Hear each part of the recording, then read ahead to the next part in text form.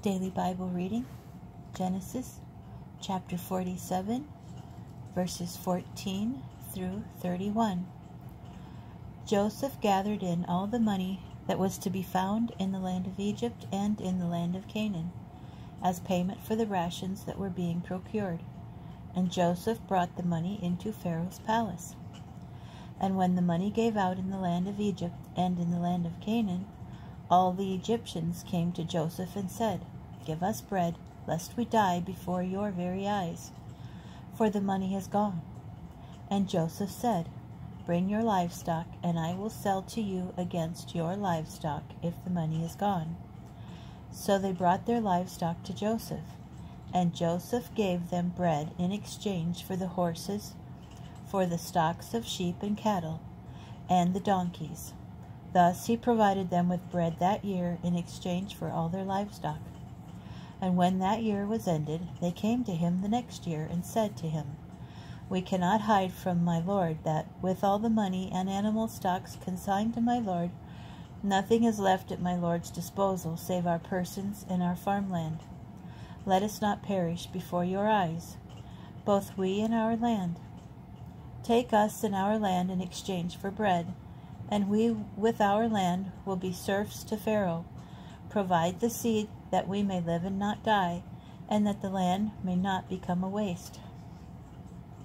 So Joseph gained possession of all the farmland of Egypt for Pharaoh, every Egyptian having sold his field because the famine was too much for them.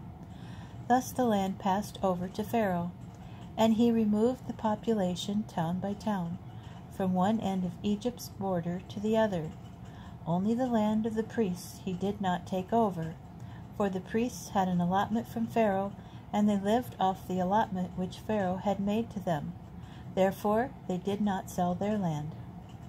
Then Joseph said to the people, "Whereas I have this day acquired you and your land for Pharaoh, here is seed for you to sow the land. And when harvest comes, you shall give 1/5 to Pharaoh, and 4/5 shall be yours as seed for the fields and as for food for you and those in your households, and as nourishment for your children." And they said, "You have saved our lives. We are grateful to my lord, and we shall be serfs to Pharaoh." And Joseph made it into a law in Egypt, which is still valid, that 1/5 should be Pharaoh's, only the land of the priests did not become Pharaoh's. Thus Israel settled in the country of Egypt, in the region of Goshen. They acquired holdings in it, and were fertile and increased greatly. Jacob lived 17 years in the land of Egypt, so that the span of Jacob's life came to 147 years. And when the time approached for Israel to die, he summoned his son Joseph and said to him, "Do me this favor.